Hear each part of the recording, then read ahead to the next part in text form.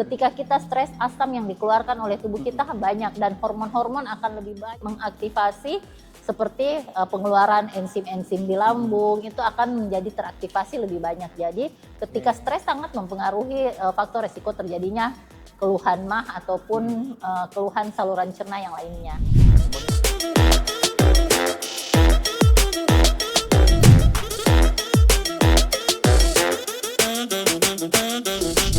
Assalamualaikum dok. Waalaikumsalam warahmatullahi wabarakatuh. Gimana dok kabarnya hari ini? Alhamdulillah ya, di sore ini sehat walafiat. Sehat dok ya, iya.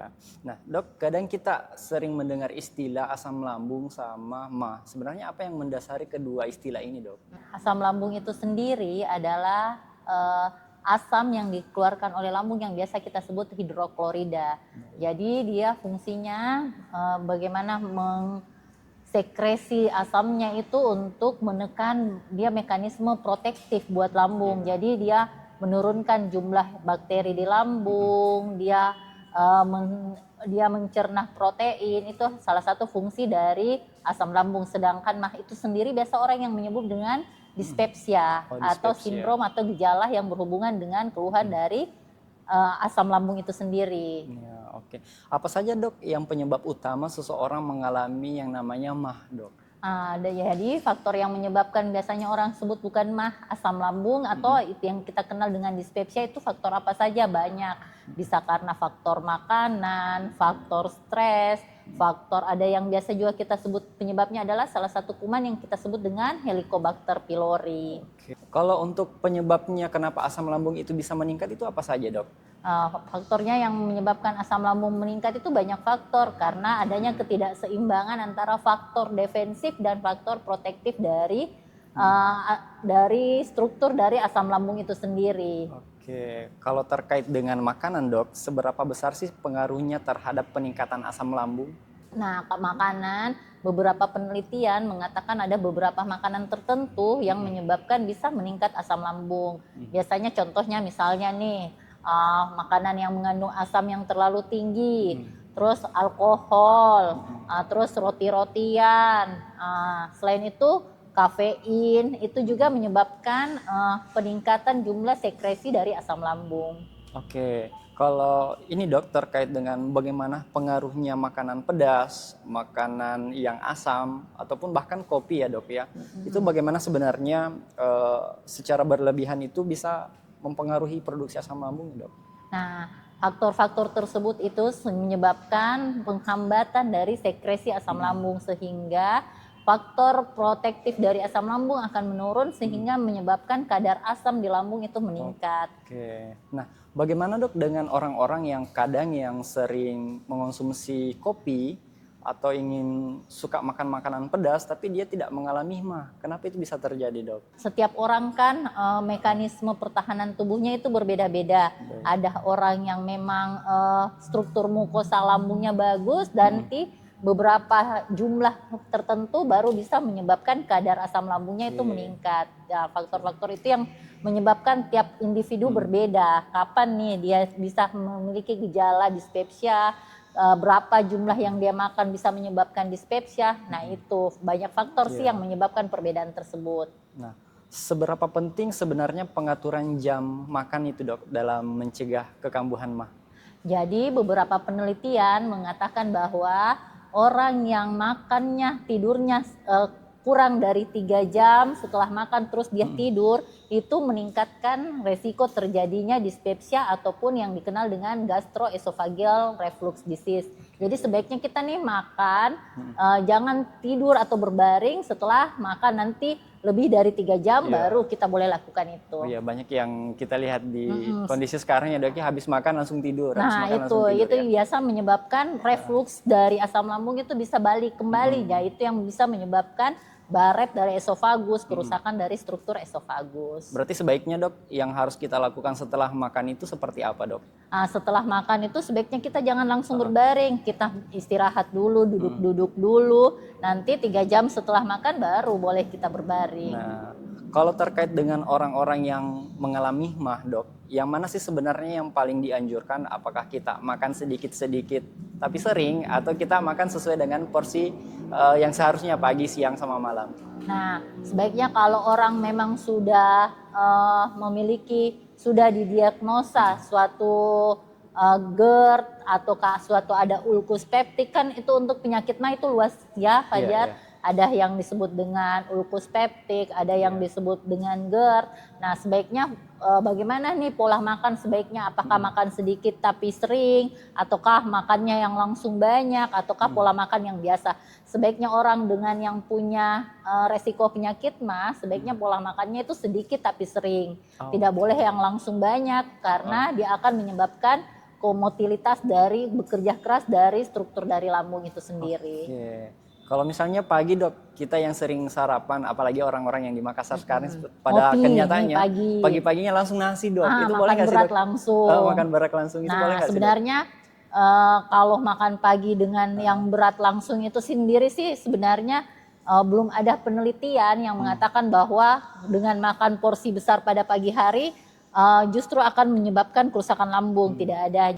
Makan dengan pagi itu gunanya apa? Untuk menyimpan lebih banyak glukosa. Karena kita kan butuh glukosa yang lebih banyak untuk bisa beraktivitas. Untuk Itu sih energi ya dok sebenarnya. ya berarti. Betul, Nah Fajar. kalau misalnya kayak saya ini dok yang suka minum kopi, aman nggak sih dok kalau untuk saya seperti itu? Kalau misalnya saya mengalami mah, apakah aman dok untuk kopi? Nah, penelitian menyebabkan angka pertama sih yang menyebabkan orang bisa terserang kambuh berulang, ataukah beberapa penelitian mengatakan bahwa orang yang mengkonsumsi kopi meningkatkan resiko 2 kali lipat untuk terjadinya dispepsia, ulkus peptik dibandingkan orang yang tidak mengkonsumsi kopi. Apalagi Oke. Fajar misalnya punya riwayat sakit mah, lebih baik kita menghindari. Itu namanya Oke. mencari masalah yang Mencari baru. masalah baru ya dok ya.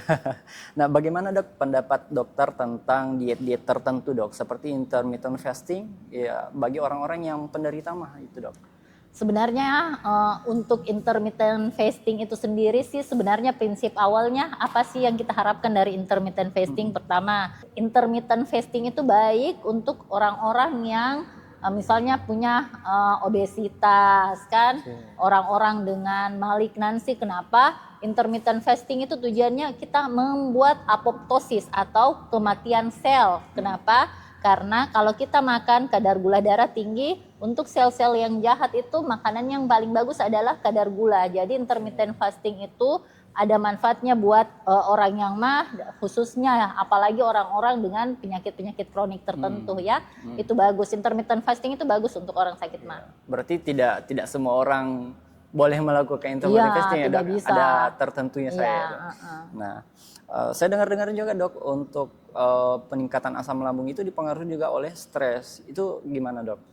Memang sih peningkatan asam lambung itu memang besar pengaruhnya terhadap orang yang mempunyai faktor resiko psikosomatik utamanya. Misalnya orang dengan ansietas, depresi. Secara patofisiologi memang ketika kita stres, asam yang dikeluarkan oleh tubuh kita banyak dan hormon-hormon akan lebih banyak mengaktifasi seperti pengeluaran enzim-enzim di lambung itu akan menjadi teraktivasi lebih banyak. Jadi ketika stres sangat mempengaruhi faktor resiko terjadinya keluhan mah ataupun keluhan saluran cerna yang lainnya.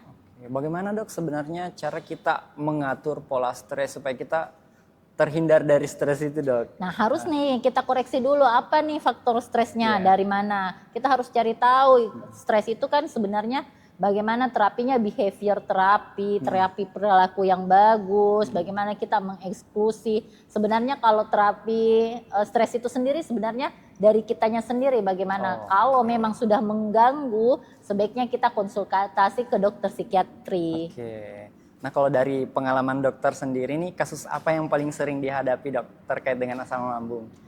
Biasanya sih penyebabnya apa sih yang paling sering menyebabkan asam lambung? Biasanya pola makan yang tidak teratur, konsumsi alkohol yang berlebihan, konsumsi kafein yang berlebihan, pola diet yang tidak terlalu bagus, itu paling besar yang menyebabkan terjadinya asam lambung. Dan akhir-akhir ini biasanya faktor yang paling menyebabkan paling sering itu penggunaan obat-obat anti nyeri pada orang tua. Itu yang begitu paling ya. sering. Berarti harus dimonitoring juga Ya, dok ya harus untuk kita obat-obat evaluasi seperti itu. dosis, berapa lama penggunaannya, itu yang harus paling penting. Nah, seberapa besar sebenarnya dok pengaruh kurang tidur dalam memperburuk kondisi mah itu sendiri dok? Sebenarnya tidur yang tidak efektif itu akan menyebabkan produksi asam lambung yang berlebihan. Pasti ada pengaruhnya.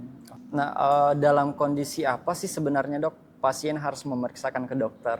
Kapan sih pas orang-orang mah harus memeriksakan ke dokter, khususnya ke spesialis penyakit dalam atau lebih bagus lagi ke dokter spesialis gastroenterohepatologi? Kapan sih jika pasien memiliki gejala dispepsia, apa itu nyeri ulu hati, rasa terbakar, mual muntah disertai dengan alarm simptom. Apa itu alarm simptom? Misalnya mual muntah disertai dengan berdarah, buang air besar disertai dengan darah warna kehitaman, adanya penurunan berat badan yang drastis.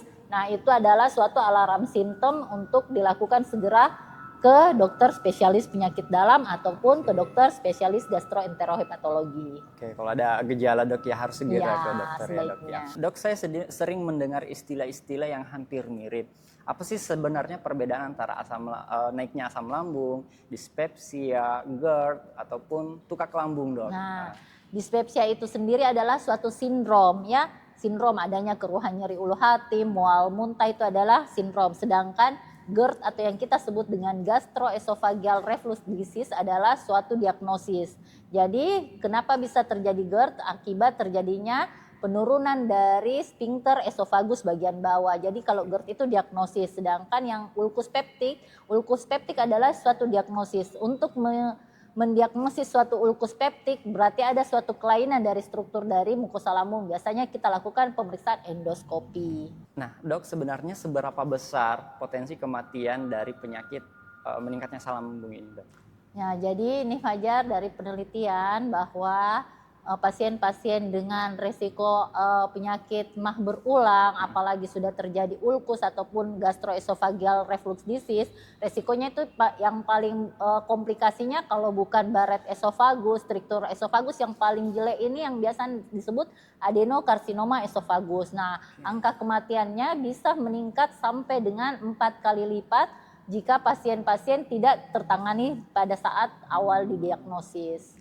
Nah dok, lanjut tentang pengobatan. Sebenarnya obat apa saja yang sering digunakan untuk penderita asam lambung ini dok? Nah, untuk penderita asam lambung itu sendiri Fajar, biasanya kita menggunakan beberapa macam obat ya.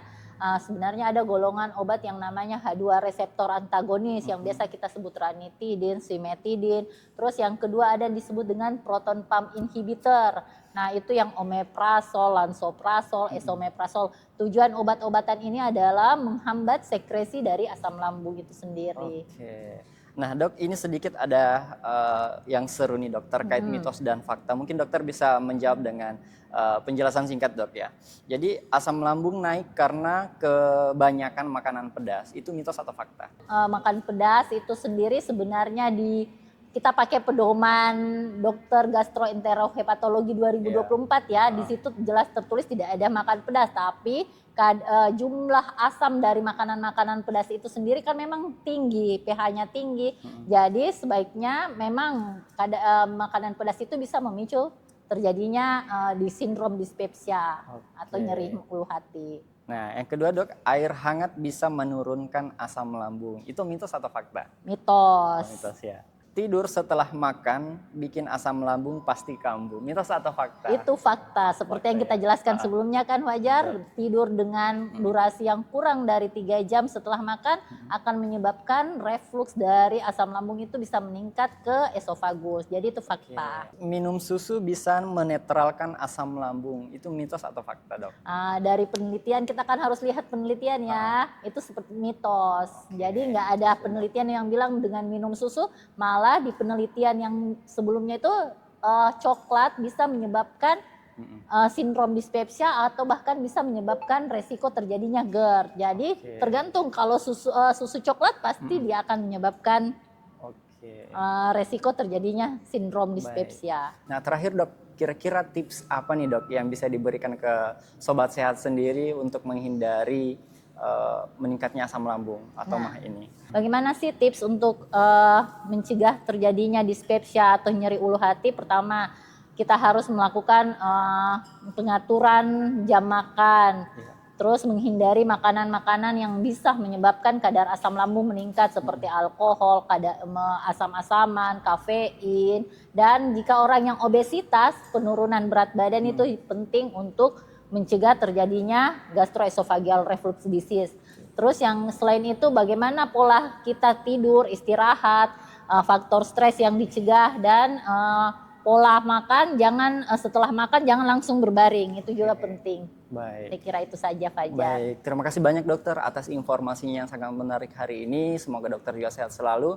Dan Amin. terima kasih juga untuk sobat sehat yang mendengarkan. Tetap jaga kesehatan, jaga pola makan, jangan stres, dan jangan lupa saksikan di episode berikutnya. Assalamualaikum warahmatullahi wabarakatuh. Waalaikumsalam warahmatullahi wabarakatuh.